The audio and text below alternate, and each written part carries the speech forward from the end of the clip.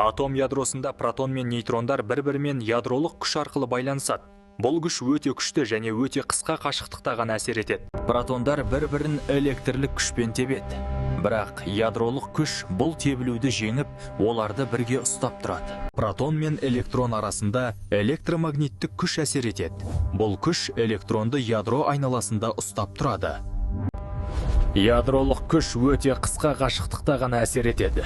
Ол ядродан тыс жерде іс жүзінде әсер етпейді.